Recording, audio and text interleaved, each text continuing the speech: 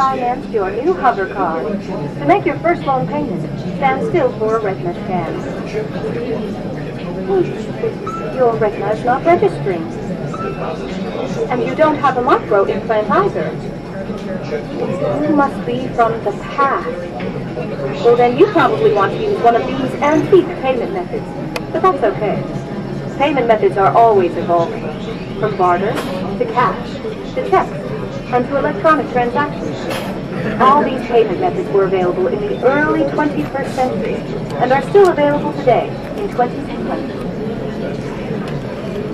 RFID is a technology that uses tiny computer chips the size of a grain of sand or even smaller, hooked up to miniature antennas to transmit information about items at a distance. Back in 1999, Procter & Gamble, Gillette, and MIT got together to find a way to commercialize this technology and make it small enough, make it efficient enough, and make it low cost enough to, essentially, their dream is to put one of these tiny computer chips on every physical item manufactured on planet Earth. The latest technology for identifying people at the point of sale, for identifying people when they make purchases, is actually the implantable chip that you can actually embed directly into human flesh.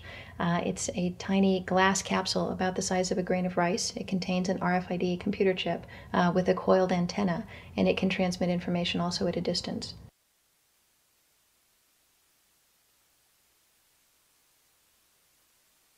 Can a microscopic tag be implanted in a person's body to track his every movement? There's actual discussion about that. You will rule on that, mark my words, before your tenure is over.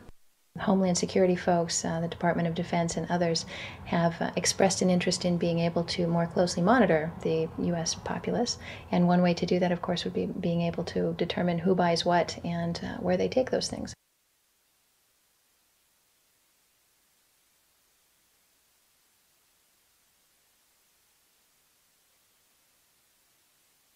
Radio waves can travel through walls, they can travel through wood, they can travel through the things we normally rely on to protect our privacy.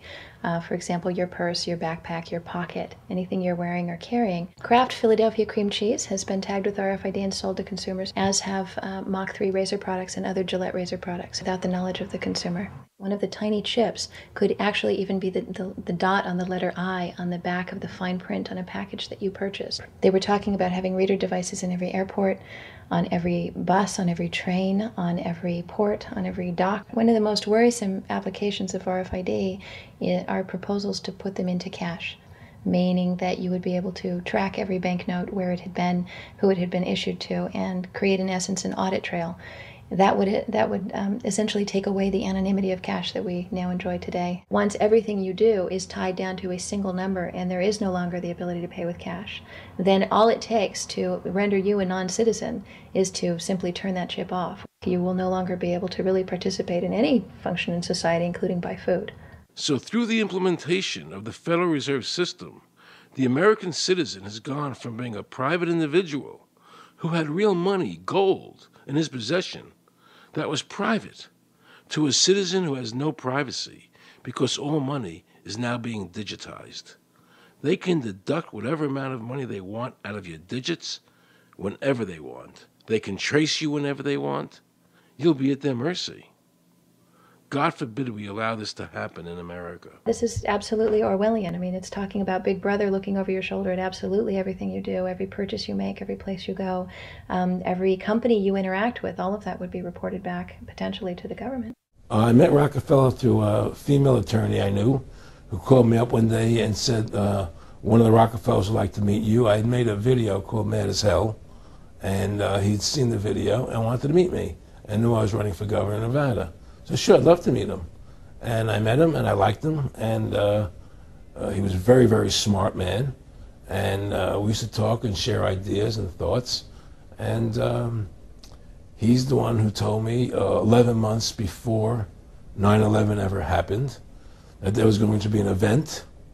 Never told him what the event was going to be, but there was going to be an event.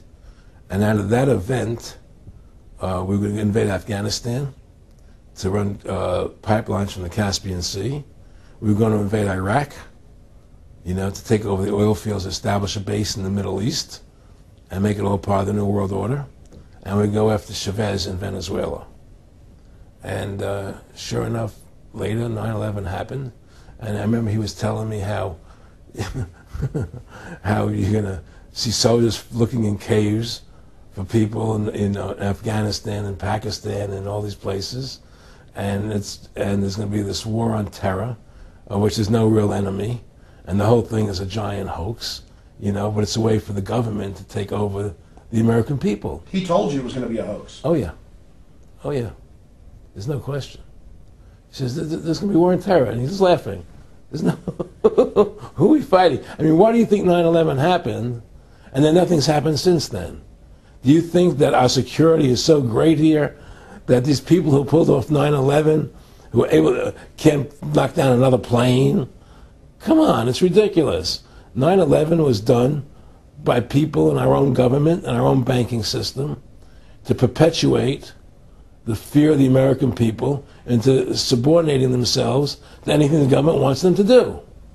That's what it's about, and to create this war, this endless war on terror. Well, in your words, just go through the process, and then what he said. Well, what it is remember we were friends, and we used to go to my house a lot. We'd have dinner, we'd talk, and he'd tell me about business investments, how you get involved in, or they would help me with this business investment or that business investment.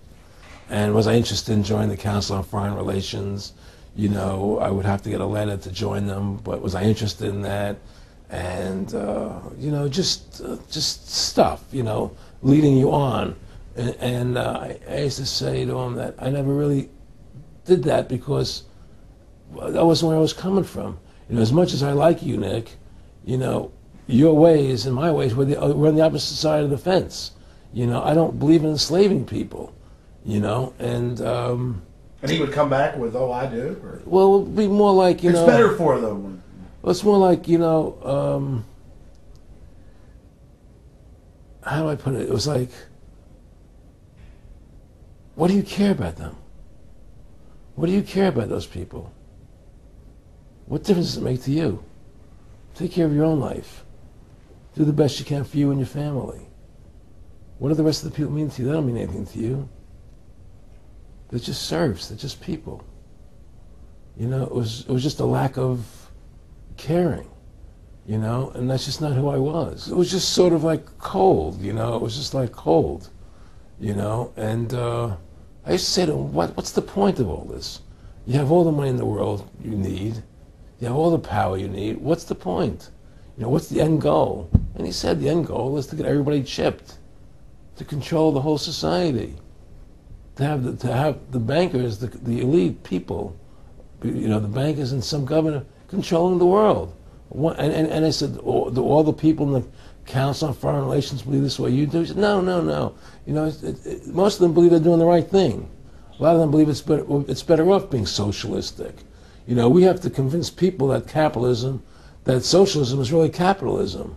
Because America is becoming a socialist country. It's a communist country today.